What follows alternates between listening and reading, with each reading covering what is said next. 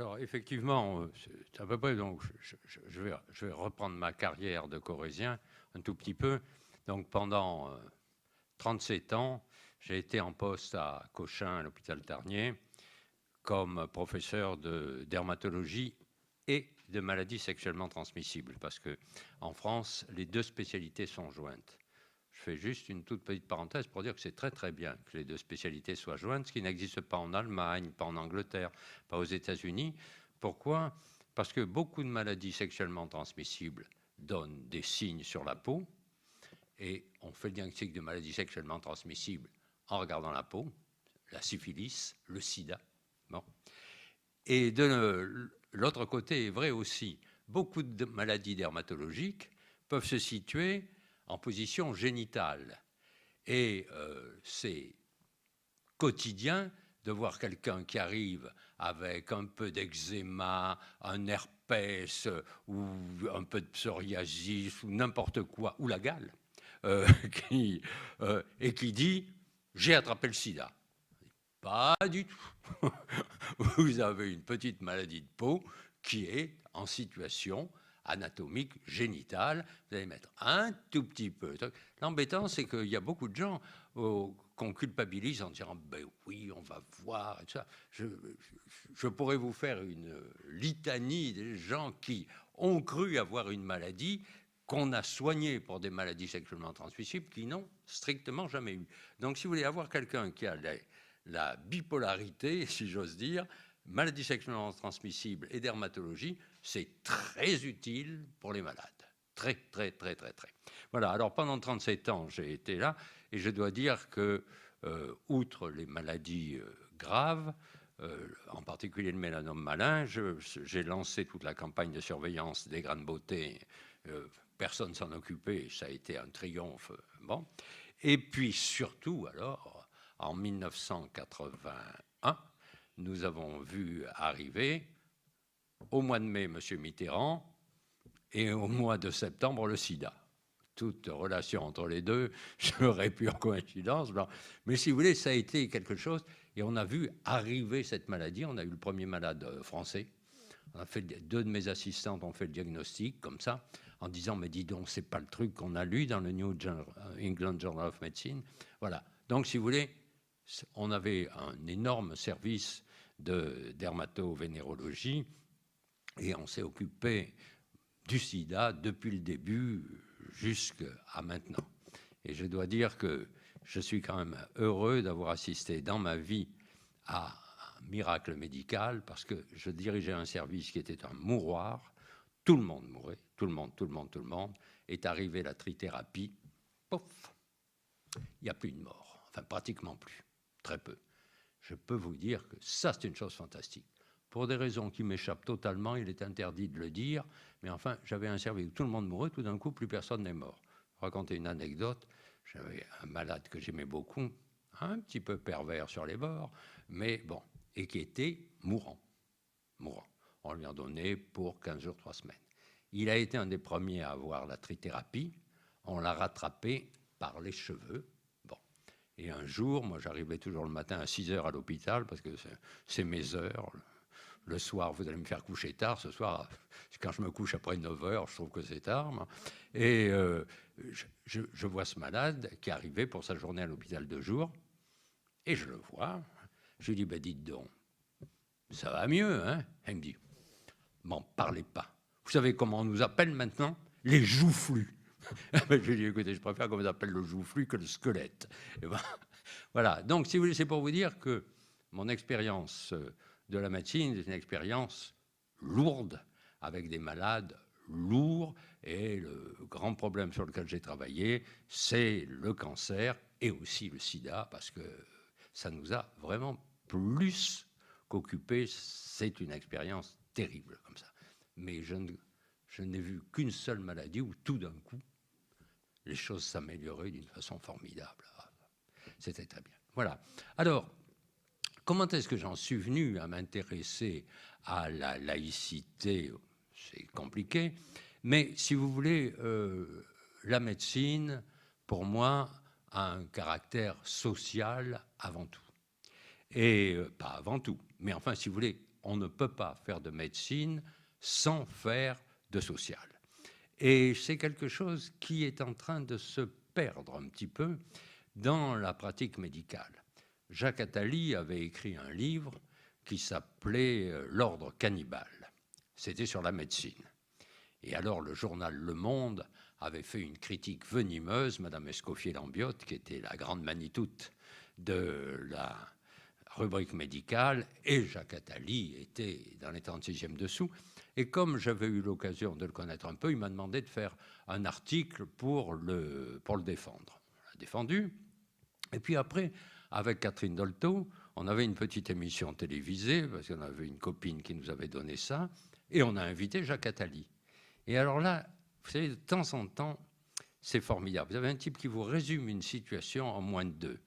Et on commence à l'interviewer, on lui dit alors, monsieur Attali, vous avez écrit sur la médecine, et il dit oui, j'aurais beaucoup voulu être médecin. Alors, comme l'ambiance était décontractée et sympathique, je lui ai dit bon, écoutez, vous savez, bon, c'est pas si mal que ça. Vous avez fait Polytechnique, vous avez fait l'ENA. Ah, la médecine, c'était un peu plus difficile, vous n'avez pas pu. Alors, il rigole, bon, très bien. Et je lui ai dit, et que va devenir le médecin? Parce qu'il avait écrit, si vous voulez, sur la tech. Il m'a dit cette chose formidable, le servant de ses appareils. Et ça, c'est le piège. Oui. Et je lui ai dit, et les patrons de la médecine, ça m'intéressait, les conseillers de l'industrie. Là, si vous voulez, il y a le problème. C'est-à-dire que là, vous avez le risque de la déshumanisation de la médecine. Oui, on approche de la laïcité. Vous avez un risque de la déshumanisation. C'est-à-dire que tout d'un coup, on est beaucoup plus le servant de ses appareils que l'obligé de son malade. Vous voyez, je crois que là, il y a quelque chose qui était une pente naturelle. Le plateau technique des hôpitaux et des cabinets médicaux est devenu quelque chose d'absolument considérable. Avant, il n'y avait rien. Quand j'ai commencé ma médecine, en 1957, il y avait le lit du malade, le malade dans le lit, et rien autour, des médecins.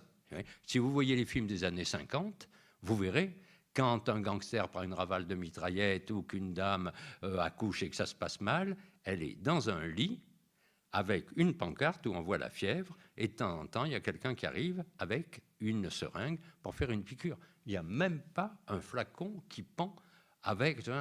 C'est absolument extraordinaire ce qui s'est passé.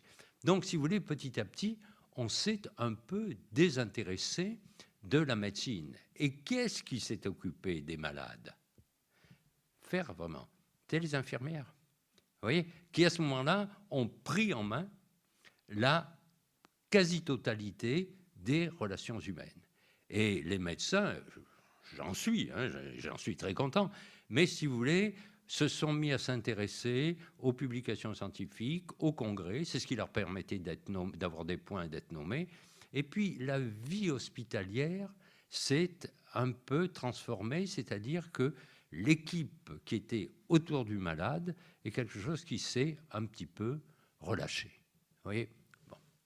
Alors, il y a une autre histoire qui m'a amené à m'intéresser à la laïcité, alors là, qui est plus anecdotique, qui est qu'à Brive-Corrèze, j'étais au collège Cabanis. J'avais aucune idée de qui était Cabanis. Aucune. Et quand j'étais à l'hôpital, mon pote Bernard Kouchner, que je connaissais depuis qu'il était petit, m'a dit « Ah ben dis donc, on va pouvoir monter un truc ». Et on a monté un truc à l'hôpital qu'on avait appelé Pour rire l'Académie Tarnier. Il m'avait nommé concierge perpétuel parce que je fournissais les locaux. Et on a commencé à regarder un petit peu comment on pouvait faire fonctionner un hôpital. Alors, vous voyez, on était entre Médecins sans frontières, Médecins du monde, les soins aux malades, etc. Bon. Et puis, moi, j'étais tout à fait omnubilé par l'histoire de ce Cabanis. Or, dans le club, Bernard Kouchner avait fait venir son grand copain qui était Michel Foucault, un type absolument formidable, d'une simplicité. Alors, on était là, on travaillait beaucoup. Et c'est lui qui a commencé à m'intéresser à Cabanis, qui était le beau-frère de Condorcet, et qui, sur le problème éducation-instruction, avant et après la Révolution, et pendant la Révolution, pour Cabanis, il y en a eu, mais pas pour Condorcet, avait commencé à réfléchir à ce que ça devait être que la laïcité. Parce que, si vous voulez, Condorcet, comme la plupart des gens qui s'engageaient dans la Révolution et dans l'après-Révolution, étaient des gens qui ne supportaient plus, non pas la religion, mais les curés, les prêtres, la mainmise des prêtres sur l'enseignement. Donc ça, si vous voulez, c'était ce qui les réunissait tous. Alors, il y a eu l'histoire de Cabanis et de Condorcet. Ça tourne autour d'une chose qu'on appelait le salon de Madame Helvétius, qui était un de ces salons pré-révolutionnaires où se réunissaient les gens qui connaissaient la Révolution anglaise il y a 100 ans, la Révolution américaine qui venait de se produire, et Benjamin Franklin était, avec Jefferson, deux des principaux personnages des États-Unis, étaient là et disaient ce qu'il fallait faire, et puis il y avait Condorcet. Et alors ils ont monté tout un tas de structures, et petit à petit, ils sont arrivés à une volonté de laïcisation. C'est-à-dire que, si vous voulez, toute la période révolutionnaire a été vraiment extraordinaire, parce que vous avez une série de personnages, Talleyrand, Mirabeau, Condorcet, qui vont tous être les copains de Cabanis. Et en quoi Cabanis va leur servir? Mais Cabanis, à un moment donné, il est un petit peu déprimé. Alors, on ne sait pas quoi faire, il fait sa médecine. Il n'y a pas de saut métier, hein. Il fait sa médecine et il commence à s'intéresser à tout un tas de choses. Et parmi les gens qui fréquentaient le salon Helvétius, il y avait beaucoup de gens, dont un prêtre, Condillac, mais qui disaient, mais comment est-ce que les idées se forment dans la tête? Il y avait eu Locke en Angleterre, 100 ans avant, le sensualisme, qui avait dit les idées ne sont pas innées, on se forme avec ce que donnent les sens. Condillac, philosophe, 100 ans après, développe beaucoup ça, comme Diderot, et dit les idées viennent de nos contacts avec le monde réel. Et Cabanis, qui est médecin, qui connaît Condillac, qui connaît Locke par cœur, qui est le grand copain de Benjamin Franklin, dit « Ah oui, oui, mais en médecine, ça me paraît évident. Tous les contacts que nous avons, y compris dans le ventre de notre mère, sont les événements qui vont donner la formation des idées et vont charger le cerveau en idées. » C'est ça le moment absolument décisif, vous savez, le moment où ça bascule, qui est la laïcisation du cerveau et la laïcisation de la pensée. Et alors, immédiatement, la religion catholique lui tombe dessus à bras raccourcis et dit « c'est pas possible, c'est pas possible, c'est pas possible ». Mais ils sont en train de structurer ça, et la laïcité naît, c'est la proto-laïcité, avec Condorcet et Cabanis. Simplement, il va y avoir un petit événement qui va mal se passer. Condorcet, avec Sieyès, avec d'autres révolutionnaires, prépare une constitution pour remplacer la constitution de 91, qui avait tout prévu, sauf qu'on pouvait faire la guerre, la guerre commençait, bon, il en fallait une autre. Et là, dans la foulée, il dit, on ne peut pas avoir une constitution sans définir ce qu'est l'instruction et l'éducation. Et alors là, une bagarre commence, parce que, en période révolutionnaire, si on veut laïciser la vie, est-ce qu'il faut commencer par l'éducation ou est-ce qu'il faut commencer par l'instruction? Condorcet dit, et je lis ça régulièrement sur le blog du club athlétique Bribis, il y a un type qui met ça tout le temps, chaque fois qu'il envoie un message, sans instruction du peuple, le suffrage universel risque de tourner à la dictature des imbéciles. Bon, telle n'est pas la vie. Alors, les copains de Condorcet, ils pensent comme ça. Telle n'est pas la vie de Robespierre et de Lepelletier de Saint-Fargeau, qui disent non, non, non, non, non, non. L'instruction, c'est tout à fait secondaire. Ce dont on a besoin, c'est d'avoir des citoyens. C'est d'avoir des gens qui sont, depuis l'enfance, élevés dans le culte de la République et de la patrie. Ça se défend. Alors, il y a un clash regrettable, c'est M. Condorcet qui perd, et il va se réfugier à côté de Saint-Sulpice, chez une de ses amies, Cabanis et Pinel, celui qui a enlevé les fers au fou, qui a sa statue devant la Salpêtrière, vont l'amener, puis un jour on lui dit non, non, tu vas te faire prendre, il faut partir. Alors il part, et puis il va vers Clamart, il a des copains qui doivent le recevoir, et puis qui disent oh, ben, t'es un peu dangereux, ce sera mieux que tu te promènes. Il dehors, il va se promener, il rentre finalement dans un bistrot, et comme il n'a rien mangé depuis 24 heures, il commande, c'est une erreur. La première, une omelette de 12 œufs, et ensuite il le paie avec une pièce d'or. Hop, il se fait avoir, on l'enferme à Bourg-la-Reine, et le lendemain, on le retrouve mort dans sa cellule, on ne sait pas ce qui s'est passé. Bon, ça, si vous voulez, c'est le début de la laïcité. C'est vraiment une période absolument essentielle où on a dit il faut séparer le cerveau de l'Église. Vous voyez, c'est ça. C'est la laïcisation du cerveau. Vous n'êtes pas inspiré par le Saint-Esprit, vous êtes inspiré, fabriqué par les idées, par vos sens, par toutes les expériences que vous avez conduisent à vous donner une pensée. C'est une pensée laïque. Vous n'avez aucun besoin de faire appel à des puissances surnaturelles pour imaginer que vous pensez.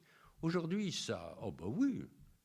À l'époque, ah ben non. Vous voyez, c'est-à-dire que, et alors, après la mort après le Thermidor, après la mort de Robespierre, enfin, et de tous ses copains à lui, il va y avoir toute une période pendant laquelle les copains de Condorcet les rescapés, vont vouloir fonder les sciences morales et politiques, qui sont, à l'Institut, le cheval de Troie pour faire rentrer la laïcité.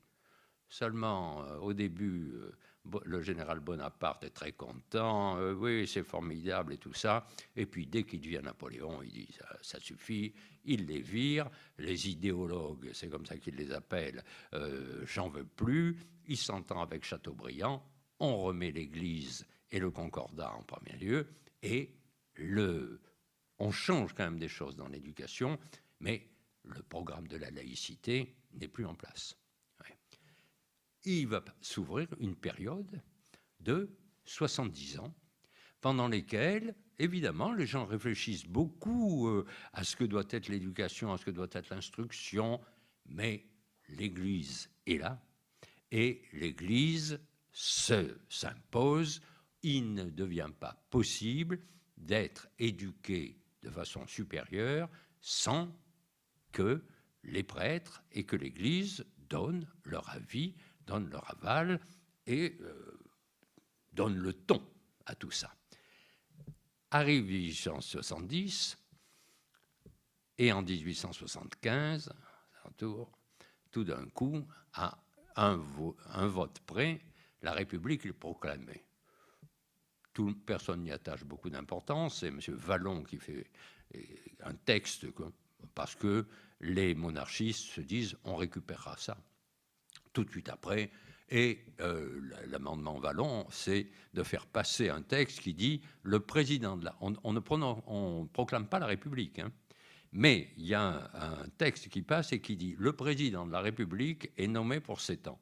Oui, ça rentre furtivement, comme on a dit, bon, de manière furtive. Et il y a donc un président de la République qui se fiche de la République comme de sa première chemise et qui va dire, bon, on met en place de quoi faire venir le roi prochain. Mais finalement, ça ne marche pas. Et alors, il va se produire ce mouvement que nous connaissons bien, c'est-à-dire que tout un tas de laïcs convaincus, nourris de Condorcet, vont entrer en action pour faire ce dont on avait rêvé 70 ans plus tôt. Et alors, si vous voulez, je crois qu'il faut bien voir ce que c'est que l'introduction de la laïcité. Il y a 3 points de vue qu'il faut considérer. Le premier, c'est qu'il fallait, 1, créer la République. Ce n'était pas évident. 2, il fallait que des gens qui étaient absolument convaincus de la nécessité de la laïcité soient au pouvoir. Et ça va être Jules Ferry. Mais ça ne suffit pas. Il faut que, du point de vue politique, d'autres décisions soient prises. La plus petite n'a pas été que Jules Ferry a réussi à mobiliser 300 millions de francs or, 10% du budget de la République, pour construire les écoles. Lorsque vous vous promenez en France, partout, vous avez des écoles qui ont été construites partout. À Brive, il y a l'école Chirac, c'est le grand-père qui avait son école, et il y a 6 ou 7 églises, mais c'est partout pareil. Bon, au Moyen-Âge, on avait dit que la religion catholique avait couvert la France d'un blanc manteau d'église. Eh bien, au début de la Troisième République, on va couvrir la France d'un manteau d'écoles laïques. Et alors, Jules Ferry, qui n'était pas tombé de la dernière pluie, prend un certain nombre de décisions absolument essentielles. Jusqu'à présent, le maire était nommé par le préfet. Il décide que le maire sera élu par les concitoyens. Et ce n'est pas tout. On va réunir l'école et la mairie dans l'immense majorité des villages, des petites villes, et tout ça. On construit. Garçon, fille, le maire au milieu. Et les instituteurs, ils vont se marier entre eux. J'ai connu ça dans ma famille, et si vous allez chercher dans vos familles, vous trouverez l'instituteur et l'institutrice qui se marient entre eux, qui ne comptent pas leurs heures, qui habitent dans l'école, qui sont à la disposition des enfants et qui vont devenir la force laïque absolument essentielle. Il y a autre chose, c'est qu'on ne leur dit pas, ben voilà, vous allez leur prendre la table de multiplication, un truc. Il y a un effort absolument gigantesque pour mettre à la disposition de l'instituteur les instruments de la laïcité. Voilà ce qui va se passer. On va partir, là encore, de l'époque révolutionnaire, de Garat, de Laganal, de Donou, de tous ces gens-là, qui ont conçu un certain nombre de choses. Et ils ont conçu en particulier l'école normale supérieure de l'an 3, où on a réuni toutes les gloires de la pensée française pour qu'ils fabriquent les gens qui fabriquaient les instituteurs. Et la leçon reste. Et en 1875, on va effectivement continuer. Les gloires de la pensée française interviennent à l'école normale supérieure de la rue d'Ulm et pour les filles de Fontenay-aux-Roses. Et là, on va former les normaliens qui eux-mêmes vont ensuite aller former les professeurs, les instituteurs dans les écoles normales plus supérieures, les autres écoles normales, et les instituteurs iront former les élèves. Mais pas n'importe comment. Et là apparaît l'image extraordinaire de Ferdinand Buisson, qu'on honore peu à l'heure actuelle, mais qui est la clé de voûte de l'ensemble. Alors Ferdinand Buisson et son copain Pécaud, ce sont ce qu'on appelle à cette époque-là des protestants libéraux, c'est-à-dire des gens extrêmement libres de penser, etc. Et Ferdinand Buisson va dire, bon, attendez, d'abord, il faut donner aux instituteurs un matériel pédagogique. Et j'ai trouvé ça à la porte de Vanves l'autre jour, il y a 4 énormes livres qui font 1500 pages chacun. Ça fait 6000 pages, double colonne, ça fait 12 000 colonnes. Et les 2 premiers livres, c'est le matériel qui doit être à la disposition de l'instituteur. Tout est détaillé, du morceau de craie jusqu'à repeindre le plafond, les cartes à mettre au mur, il y a tout. Et les 2 autres livres, c'est qu'est-ce qu'il faut enseigner aux élèves. Vous avez tout de répertorié. C'est un ouvrage absolument extraordinaire. Mais il y a autre chose. Il y a l'institution de la morale laïque. Parce que ce que disait Ferdinand Buisson et ce que disait Félix Pécaud, Félix Pécaud disait ça pour les filles. Il disait, vous me donnez des petites paysannes catholiques qui viennent. Je ne peux pas leur dire, ah mais vous avez tort, il faut changer et tout ça. En revanche, je peux parler des heures, des heures, des heures, des heures avec elles pour leur montrer que c'est plus la peine qu'elles s'occupent de ce dont elles s'occupaient, qu'il y a quelque chose qui sera la morale laïque qui va pouvoir se mettre en place. Et alors, il y a d'autres vecteurs qui vont marcher. Et il y a là aussi quelque chose d'absolument étonnant, qui est ce livre signé Giordano Bruno, c'est une dame qui écrit ça, et qui va écrire Le Tour de la France par 2 enfants. C'est précédé, mon père est mort à 105 ans, il y a 2 ans, je lui dis, tu sais, j'ai relu ton Tour de la France par 2 enfants, il me dit, avant, il y avait Francinet. Et avant, il y avait Francinet. Et si vous voulez, c'est une chose absolument extraordinaire. Et actuellement, je suis dans un groupe où je leur dis, il faut refaire ça pendant ces pas. Qu'est-ce que c'est? C'est 2 petits-enfants qui partent de Phalsbourg, le grand et le petit, André et son petit frère. Et ils vont tous les deux, ces 2 orphelins, partir à pied, visiter la totalité de la France. Et qu'est-ce qu'ils vont voir dans la totalité de la France? Des gens complètement différents d'eux, mais avec lesquels ils s'entendent tout de suite très bien. Ils vont découvrir que dans chaque région, il y a des gens qui travaillent à quelque chose d'original qu'ils ne connaissaient pas. Ils vont voir que de grands hommes ont éclairé le paysage, sont allés faire des découvertes. Ça. Ils vont découvrir l'industrie et tout ça. Bref, ils vont découvrir le monde. Et quel était le but? C'était d'expliquer, pour l'essentiel, à des fils analphabètes, de paysans analphabètes, que c'était pas compliqué de se sortir et qu'il y avait un modèle qui pouvait tout à fait leur convenir. Et donc, petit à petit, on va voir les parents, parce que c'est ça important, qui disent « Ah mais oui, c'est bien ce qu'on va leur apprendre ». Alors là, le clergé réagit aussi d'une façon tout à fait extraordinaire. J'aime bien faire des citations locales, mais quand le premier train arrive à Brive, l'évêque de Tulle arrive et au milieu des réjouissances explique que non, ben, ça ne va pas durer longtemps cette histoire, parce que si on met le train à Brive, les gens vont pouvoir bouger.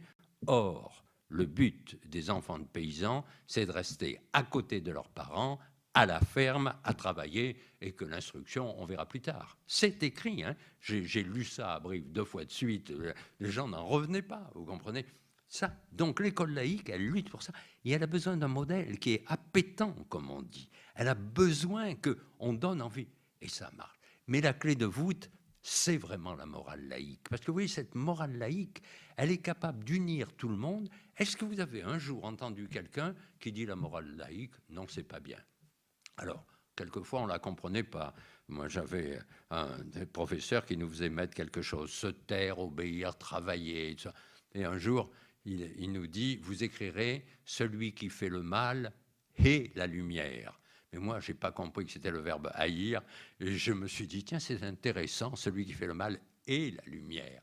EST, j'étais proche de Lucifer, vous voyez, le diable porteur de lumière. Bon, mais c'était ça, si vous voulez. C'est-à-dire que tout d'un coup, on vous expliquait, hâte-toi lentement, on fait des trucs, et personne n'a été contre. Et vous voyez, ça, c'est Ferdinand Buisson, il a eu le prix Nobel de la paix en 1927, mais qui a fait cette chose absolument essentielle. Et alors là-dedans, vous avez toute la pédagogie qui est repartie. Vous avez, à midi, je discutais de ça avec un jeune type absolument formidable qui est de Tarbes et qui est professeur à la Sorbonne et qui est professeur d'histoire et de géographie, surtout de géographie. La géographie, c'est devenu un instrument avec Vidal de la Blache et surtout avec Élisée Reclus, l'anarchiste formidable de Sainte-Foy-la-Grande. Si vous voulez, c'est devenu quelque chose qui leur dit, vous voyez mes petits, le sol, le relief, c'est ça qui fait que les hommes se développent, c'est ça qui permet à la société. C'est formidable, vous comprenez? L'histoire, alors l'histoire c'est le grand problème, maintenant qu'on la supprime totalement. L'histoire c'est le roman national, avec Ernest Lavis, vous voyez, qui, avec Michelet bien entendu, et tout est à l'avenant. Les grands noms de la science, Paul Bert, Marcellin Berthelot, les grands noms de la science, Ils écrivent des livres de vulgarisation scientifique pour les enfants, vous voyez. Et puis tout simple, tout simple, tout simple. Alors vous avez ça. Évidemment, le clergé ne l'entend pas de cette oreille, et il faut la loi de 1905 de la séparation de l'Église et de l'État pour consolider les choses. Mais ça marche, et le jour où le pape Léon XIII dit que finalement on peut vivre avec les républicains, qu'ils ne mangent pas tous les enfants tout de suite à tous les repas, bon, ça marche. Et donc, si vous voulez, pourquoi je raconte cette histoire-là? Parce que aujourd'hui, on a des problèmes avec la laïcité. Il faut voir l'extraordinaire effort qu'il y a eu pour mettre sur pied ça. C'est pas quelqu'un qui est venu, qui a fait un discours en disant finalement on va être laïque, on va faire l'école laïque. Ce sont des milliers, des dizaines de milliers de gens qui se sont battus pour mettre ça en place. Alors, ça s'est mis en place, sautant le chapitre. Qu'est-ce qui s'est passé depuis? Il s'est passé plein de choses. C'est-à-dire qu'après la Deuxième Guerre mondiale, la laïcité, on peut dire, était presque à son sommet. Ça avait très bien marché entre les deux guerres, mais là, si vous voulez, ça ne posait plus aucun problème. Partout, on mettait les enfants qui avaient beaucoup de difficultés ou qui ne voulaient rien foutre dans les écoles libres qui subsistaient, et les écoles laïques, les collèges, les lycées, c'était l'endroit où on mettait les gens qui voulaient bosser parce qu'il y avait une véritable motivation. Et puis, qu'est-ce qui est arrivé? Deux choses. La société de consommation et la société informationnelle. La société de consommation, qu'est-ce qu'elle a apporté? Eh bien, elle a apporté le contraire de ce qu'enseignait la morale laïque. La morale laïque, c'était travaillez bien, faites des économies, vivez honnêtement, élevez bien vos enfants, vivez les uns proches des autres, etc. Qu'a dit la société de consommation? Dites oui à vos envies, l'impossible devient possible. Ça, tout d'un coup, c'était le complet changement. Moi, j'ai vu mon père qui a transformé ses affaires complètement et qui me disait, tu comprends, avant, on faisait des économies, on allait dans un magasin parce qu'on avait besoin ou envie de quelque chose et on rentrait en disant, je veux ça. Ça a totalement changé dans les années 60, où on a dit, il faut faire des grandes surfaces. On dit aux gens, vous avez besoin de rien, rentrez quand même. Et on les attire par tout un tas de choses, aidés par la publicité. Et comme disait mon père, c'est bien le diable si on n'arrive pas à leur vendre quelque chose. Alors, je dis tout de suite, j'ai eu un père qui était assez spécial, qui réussissait dans des affaires absolument de façon formidable, et que l'argent n'intéressait absolument pas. Mais alors, je ne lui ai jamais entendu dire j'ai envie de ça. Mais il avait fait HEC, son droit, il savait faire marcher les trucs, et j'ai vu se développer la société de consommation. Au début, c'était formidable. Vous comprenez? Installer des toilettes chez les gens, des douches, une machine à laver, la vaisselle, ça, c'était absolument extraordinaire. C'était pas aussi facile que ça, hein, parce que quand on a le gaz butane, le butagaz, a commencé à s'installer, mon grand-père a écrit au sénateur Labrousse, qui était questeur du Sénat, en lui disant, est-ce qu'on ne pourrait pas avoir une aide pour implanter ça dans les campagnes? Et la réponse que j'ai, qui est formidable, c'est, vous savez, c'est surtout une affaire de bourgeois, et nous ne sommes pas prêts à aider les bourgeois dans cette affaire-là. Mais je peux vous dire qu'il y avait un voyageur de mon père qui avait compris que ce n'était pas pour les bourgeois. Alors il allait voir les paysans qui connaissaient bien, les forgerons, il dit, dis donc, le matin, quand ta femme le fait le café, elle descend, il faut qu'elle rallume le feu, qu'elle fasse bouillir l'eau. Ça te dirait pas qu'elle ait un truc, il suffit de tourner le bouton, de mettre une allumette, et tu as ton café chaud tout de suite? Ah ben oui. Vous voyez, c'est ça, c'est-à-dire que tout d'un coup, à un moment donné, c'était formidable d'amener le progrès. Et puis, après le progrès, il y a eu autre chose. Et alors là, si vous voulez, on n'était plus du tout dans le cadre de ce que l'école laïque promettait comme vertu. Plus du tout, du tout, du tout, du tout, du tout. On n'était plus là. Bon. La second changement, ça a été la société informationnelle. La société informationnelle, elle vous a donné à chacun l'illusion du savoir et l'illusion de la décision. C'est-à-dire qu'à l'heure actuelle, quoi que vous fassiez, immédiatement, vous avez quelqu'un qui vous traite de couillon. Je n'y suis pas parce que vraiment, ça m'énerve. Mais c'est ça, si vous voulez. Les gens s'insultent à longueur de temps. Là encore, si vous voulez, on est extrêmement loin. Et puis surtout, il s'est passé quelque chose d'absolument décisif. C'est-à-dire qu'avec la télévision un peu, mais surtout Internet, vous avez les bébés qui commencent à apprendre le monde sans qu'il n'y ait pas le monde autour d'eux, qui est le monde alentour. Il y a cette universalisation qui est quelque chose d'absolument nouveau, extraordinaire. Et là-dedans, que deviennent les instituteurs? Que deviennent les premiers formateurs? Si vous voulez, tant qu'on n'aura pas créé un ministère des médias et de l'éducation nationale réunis, on ne pourra pas avoir sur pied quelque chose qui fonctionne. Je fréquente beaucoup les enseignants et bon, ils ont besoin de ça. Ils ont besoin qu'on les équilibre et qu'on tienne compte des enfants. On leur envoie actuellement des enfants en disant commencez au b.a.-ba. Mais le b.a.-ba d'écriture, ils ne le connaissent pas. Mais le b.a.-ba de la vie quotidienne, ils le connaissent très bien. Enfin, on en est tous là. Hein. On entend des enfants de 3-4 ans qui disent « Ah, tu crois ça? Moi, je ne pense pas, parce que tu vois, je dis « Ah ben oui, puis en plus, ils ont raison. » Alors, ça change strictement tout. Donc, on est dans ce monde-là qui a, comme tout le monde dit, perdu ses repères. Et puis, arrive là-dessus, comme dans toutes les situations de ce type, un retour de la religion et du religieux. J'ai entendu un jour un type qui a dit quelque chose de formidable. Il a dit, quand il n'y a plus d'histoire et de géographie, la religion revient toujours. Et ça, je crois que ce serait utile qu'on le médite parce que véritablement, ça pose un problème.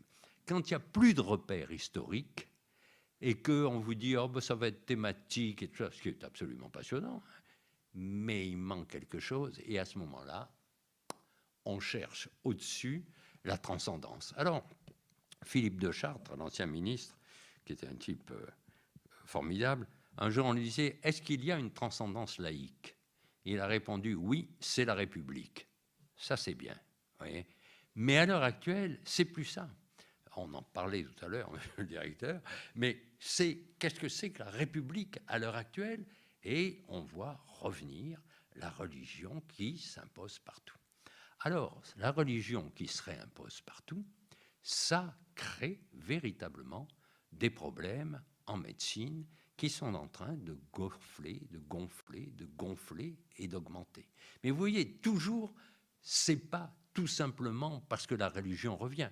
La religion, elle revient dans ce contexte de la consommation et de l'information partout, contre lesquels on ne luttera pas. Hein. Ce n'est pas la peine d'étendre les bras et de dire que la marée ne montera pas. Mais si vous voulez, on est complètement dépourvu parce que ce retour du religieux devient quelque chose de préoccupant. Ce matin, j'ai vu beaucoup de monde, je discutais avec une de mes amies qui est la responsable CGT à l'assistance publique au Piau de Paris. Je lui ai dit, écoute, cet après-midi, je dois parler des problèmes de laïcité à la PHP. Si tu avais à dire en 2 mots, qu'est-ce que tu dirais? Elle m'a dit le voile et les incivilités. Bon, ça, c'est les 2 problèmes majeurs. Mais il y en a d'autres.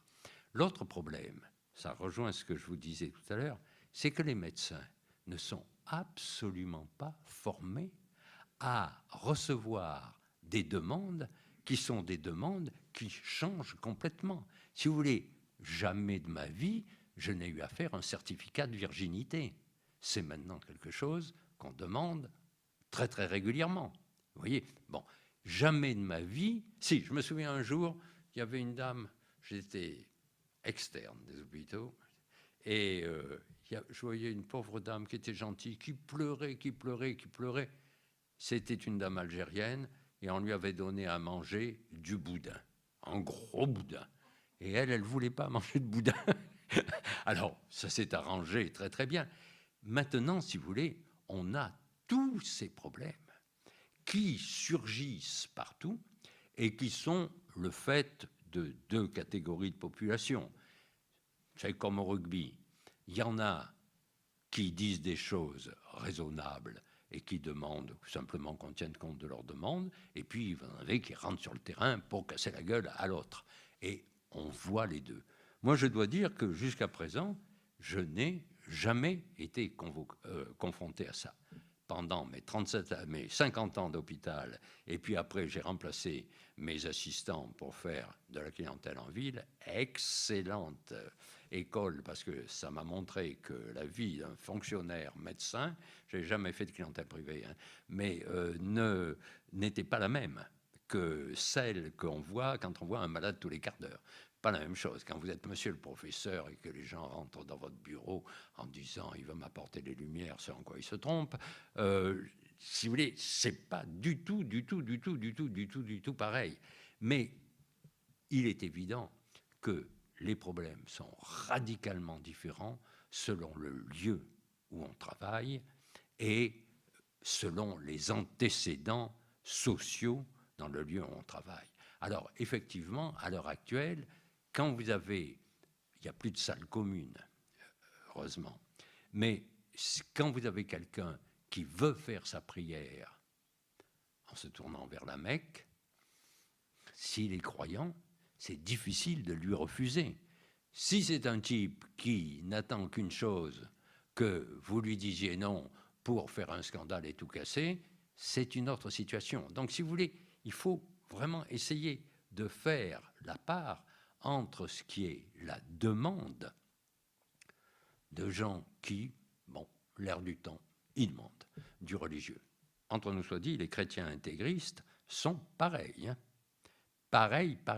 Si vous n'en êtes pas convaincu, je vous conseille d'écouter Radio Courtoisie, qui vous apportera tout apaisement de ce côté-là. Vous allez voir ce que c'est que la radio, que les chrétiens intégristes. C'est pas détendre, hein, et c'est des puissants. Bon, mais voilà, on est dans cette situation. Or, dans cette situation, je vais vous dire, on s'en sortira pas avec des pétitions de principe, avec des grands discours. Ça. Il faut qu'il y ait un travail de terrain avec une réflexion profonde, et il ne faut pas vouloir régler le problème à la machette, là, comme ça, en découpant en morceaux et en disant c'est comme ça. Il y a un énorme travail à faire. Et il faut que les médecins se mettent au travail. Je ne suis pas convaincu que ce soit leur première préoccupation à l'heure actuelle. Il faut que les médecins, les infirmières, les malades, les associations de malades, tout ça, travaillent sur ce sujet-là pour mettre sur pied une doctrine. Parce que j'ai relu tous les textes officiels, ils sont tous parfaits sur le papier. Mais si vous voulez, face à une situation concrète, il n'y a pas de règles de comportement. Je disais tout à l'heure que, par exemple, les gens violents, j'avais appris à mes dépens, et ensuite j'ai appris à mes disciples, bien-aimés, que quand vous êtes avec quelqu'un qui est violent, il faut faire très attention, il ne faut jamais être entre lui et la porte. Vous voyez ? Parce qu'un violent, ça peut partir en foutant un coup de pied dans la porte. Si vous êtes en travers, le coup de pied, vous le prenez. Et c'est la même chose pour une infirmière, c'est la même chose pour les travailleurs sociaux, pour les administratifs qui travaillent, c'est la même chose. Donc, si vous voulez, je donne cet exemple idiot, mais c'est quelque chose qu'il faut connaître, parce que ça évite. Et à l'heure actuelle, on doit dire qu'il n'y a pas de règles de conduite. Vous voyez, il y a trop de discours où des gens, derrière un bureau, vous disent la vérité et il n'y a pas assez de travail sur le terrain. Vous comprenez ? Moi, je crois qu'à l'heure actuelle, ce dont on souffre le plus, c'est de travail sur le terrain. Un jour, j'étais en fonction à Cochin, à Tarnier, et je rencontre un de mes très éminents collègues, un crétin de premier ordre, qui me dit « Est-ce que vous faites les réunions avec votre personnel ?» Oh, je dis ah oui, sûrement, oui. Non, il me dit c'est très important. Ah, j'ai dit, j'en dis ce qu'on vient pas. Non, mais parce que vous comprenez, il faut en faire 2 par an. Oh, ben, je dis, on les fait certainement. Ma surveillante générale s'occupe de tout ça, on les fait. Il me dit parce que vous comprenez, ça permet de connaître le personnel. Ah, j'ai dit, alors là, de ce côté-là, vous pouvez être assuré, le matin, j'arrive à 6 heures, je fais ma tournée, je vois tout le monde, à 7 heures, j'ai vu tout le monde et j'ai vu tous les problèmes. En particulier, j'ai dit, alors ne vous faites aucun souci, de ce côté-là, ça fonctionne. Alors vous voyez, à l'heure actuelle, c'est ça, c'est-à-dire quand vous dit, remplissez les imprimés, il faut que vous ayez tant de réunions, mais personne ne vous dit qu'est-ce que vous avez sorti des réunions. Moi, je crois qu'à l'heure actuelle, l'énorme effort à faire est un effort de terrain. Vous voyez, parce que, bon, si vous avez un violent, et que vous cherchez un type qui cherche une oise, ou une femme qui cherche une oise, il ne faut pas se comporter si vous avez quelqu'un qui est gentil et qui a peur d'un truc, a peur d'un autre, se sent pas sécurisé, etc. Vous voyez, je crois qu'on en est là au point de vue des difficultés, et il me semble que ce dont nous pourrions discuter maintenant, si vous voulez, c'est des expériences concrètes que chacun a pu avoir. Parce que c'est ça, vous voyez. Je crois qu'à l'heure actuelle, il faut que des réunions aient lieu et que les gens qui ont une expérience directe d'un événement disent « voilà ce que moi, ça m'inspire ». Mais faire venir quelqu'un qui donne des idées très générales et qui se tire après en disant « vous allez appliquer ce que je vous dis », ça n'a aucun intérêt. Vous voyez, moi, je crois à la vraie base qui est celle des expériences vécues au quotidien, et les gens savent ce qu'il y a. Vous comprenez, ce matin, là, dans la réunion à laquelle j'étais, j'aurais dit ça, j'aurais dit, écoutez, j'ai entendu plein d'avis, c'est tous ses copains, j'ai entendu plein d'avis. Alors, j'ai entendu, premièrement, opinion et commentaires, très bien. Souhait et vœux, très bien. Puis j'ai entendu l'expérience professionnelle. J'ai dit, écoutez, quand on va se mettre à travailler, on va travailler d'abord sur les expériences professionnelles et après les commentaires et les opinions, sera très bien. Mais quand quelqu'un arrive en vous disant en médecine, il faut remettre le malade au centre du dispositif, oh, nous en sommes absolument convaincus. Ça veut dire quoi? Vous comprenez? C'est-à-dire que si on se quitte en disant le malade doit être... Non. En revanche, si vous dites quand quelqu'un arrive à l'hôpital, il faut qu'il y ait immédiatement quelqu'un qui le reçoive. Et si possible, il faut qu'il aille immédiatement dans l'endroit où il va être traité et pas qu'on le fasse passer par une quantité d'étapes administratives où, un, il est perdu, deux, il ne comprend pas ce qu'on lui demande. Oui, je me souviens à l'ANEC un jour. Alors, et en cas de décès, qui prévenir? Vous rentrez à l'hôpital, ça vous rassure tout de suite. Vous voyez, bon. Non, mais c'est ça, vous comprenez. Il y a une chose quand même extraordinaire, c'est que quand un médecin rentre dans un hôpital, si c'est pour faire son boulot, il trouve qu'il est dans un monde normal. Si c'est pour voir un copain malade, il flippe comme c'est pas possible. Vous comprenez? C'est-à-dire qu'on ne se rend plus compte quand on est professionnel de... c'est pas un monde quand on y pénètre. Voilà. Bon, moi, je crois, si vous voulez, que ce problème de la laïcité à l'hôpital est un problème absolument essentiel. Alors, il est évident que j'ai dit, bien entendu, il y a le problème de l'islam. Mais il se trouve que j'ai une famille, une belle famille islamiste, iranienne. C'est des chiites, c'est pas des sunnites, mais enfin, quand même. Bon, c'est rare qu'on s'envoie des plats à la figure. Et même, il n'en a pas encore été question. Vous voyez, donc, bon.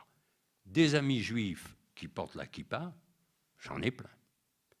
Très bien. Des chrétiens intégristes qui défilent pour le truc, j'en ai moins. Même très peu. Mais des catholiques qui sont choqués par un truc ou par un autre, j'en ai plein aussi. Voilà. Comment est-ce qu'on peut faire pour trouver une espèce de morale laïque qui va tenir compte de tout ça? Est-ce qu'il faudra un petit père Combe qui arrivera avec la loi de séparation de l'Église et de l'État et qui soit obligé de taper fort à un moment donné? Peut-être.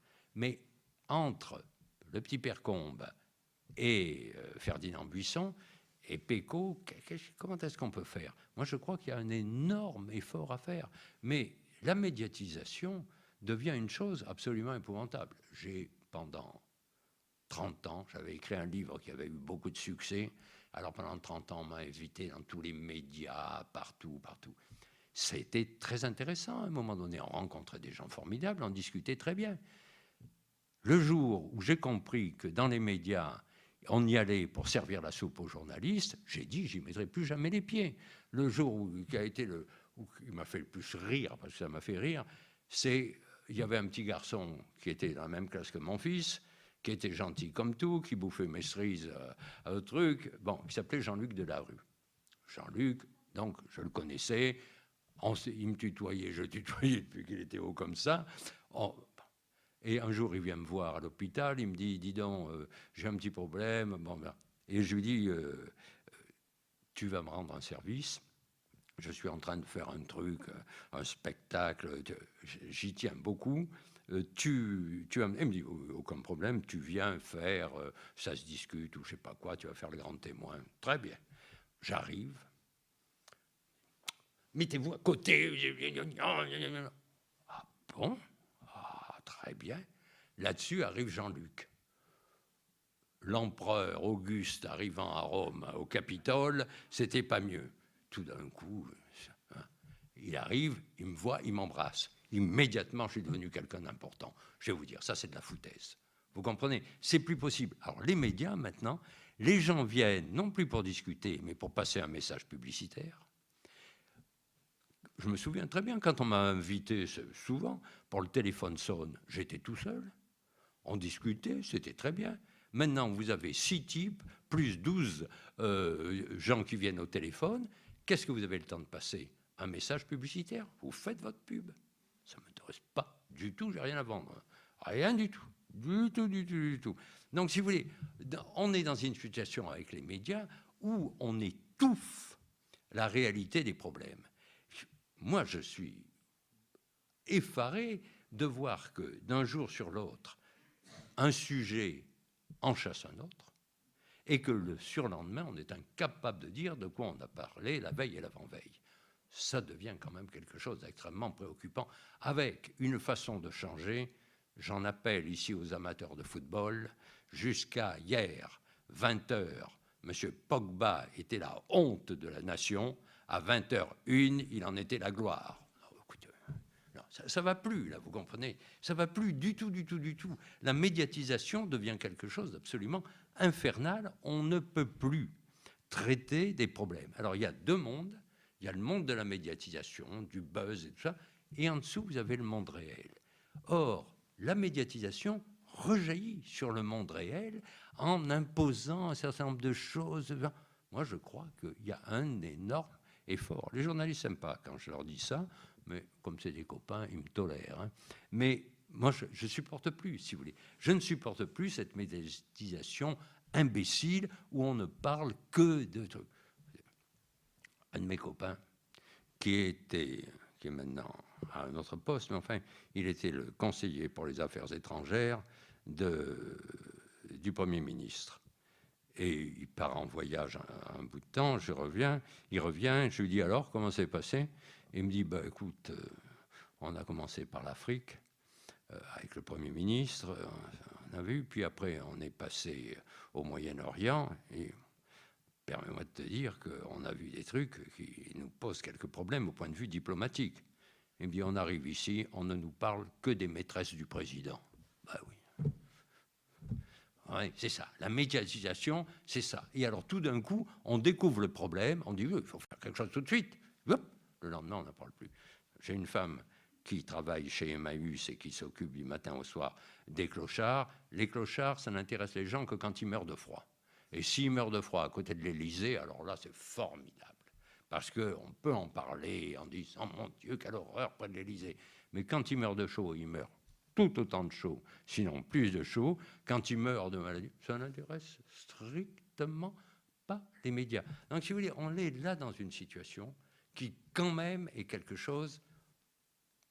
une chose à laquelle j'espère qu'on va s'adapter, mais on ne s'y adaptera pas sans repartir par quelque chose qui est vraiment à la base, là, avec les expériences professionnelles. Voilà, j'arrête ici. Je suis parti un peu dans tous les sens, mais si vous voulez, je crois qu'on ne peut pas comprendre l'histoire si on ne refait pas l'histoire. Oui. Je crois qu'à l'heure actuelle, il faut se prendre conscience que les choses qui changent radicalement ne changent pas radicalement toutes seules. Il faut que tout le monde s'y mette et il faut qu'il y ait du travail à la base. Et à l'heure actuelle, on croit que, vous savez, j'aime bien Racine. Alors cette pauvre Agrippine, à un moment donné, dit « Il suffit, j'ai parlé, tout a changé de face. Mes soins à vos soupçons ne laissent plus de place. » Elle est contente. Elle a parlé à son fils Néron, elle a gagné. 3 semaines après, elle est morte parce qu'il l'a tuée. Vous comprenez ? C'est ça. Donc, il suffit, j'ai parlé, tout a changé de face. Les gens sortent, j'ai parlé. Bon. Mais personne n'a écouté. On dit, comment il est ? Oh, bon, il était pas mal aujourd'hui.